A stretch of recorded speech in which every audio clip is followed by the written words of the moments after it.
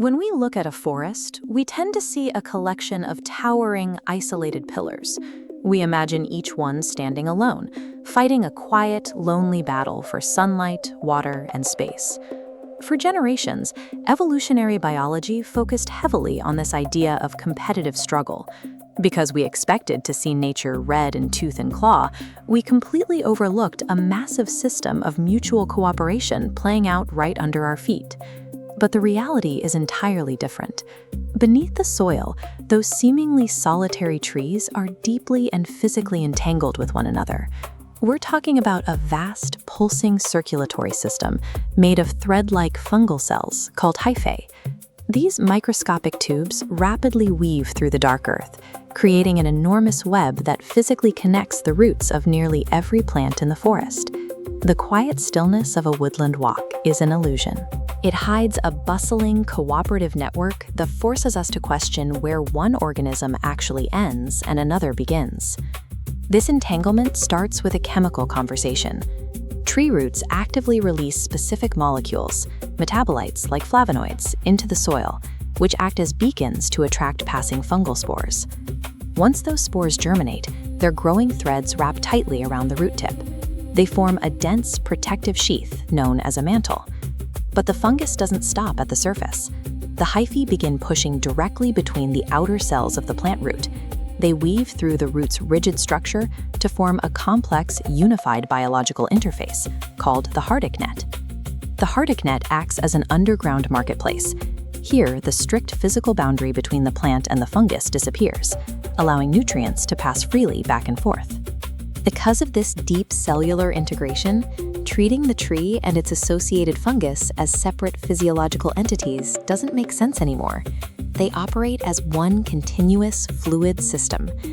To see how this system works on a larger scale, start at the canopy. A mature tree captures sunlight and converts it into energy-rich carbon sugars through photosynthesis. That golden, sugar-rich sap then begins a long downward journey, flowing from the high branches all the way into the deepest parts of the root system. Down at the Hartig net, the tree hands over its excess carbon to the fungal network. In exchange, the fungus delivers hard-to-reach soil minerals like nitrogen and phosphorus.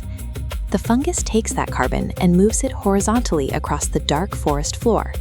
This happens through active cytoplasmic streaming, a mechanism that physically pumps resources through the continuous fungal pipeline.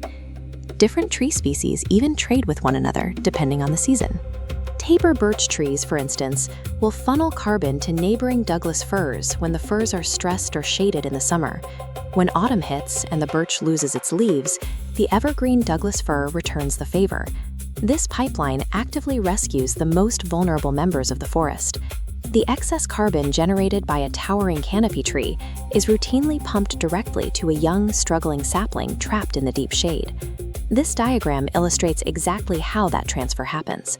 By injecting rare carbon isotopes into a donor tree, scientists successfully tracked those exact carbon molecules flowing through the common mycorrhizal network and emerging inside the roots of completely different trees. The network transports information as well as food. If a tree is attacked by insects or experiences drought, it sends complex chemical warning signals through this exact same fungal cytoplasm, prompting neighboring trees to deploy their own defensive enzymes. The forest actively identifies and redistributes resources to its weakest members. Rather than a collection of competitors, it operates much like the internal organs of a single, massive organism. This level of physical integration brings us to the concept of the Holobiont. This is a biological classification stating that a host and its symbiotic microbiome form a single, inseparable unit of anatomy and evolution. We've actually had to correct our classifications like this before. Early naturalists categorized the lichen you see growing on tree trunks as a single plant. It took until the late 19th century to realize it is actually a composite being, a structural fungus combined with a photosynthesizing alga. This biological reality applies directly to us, too.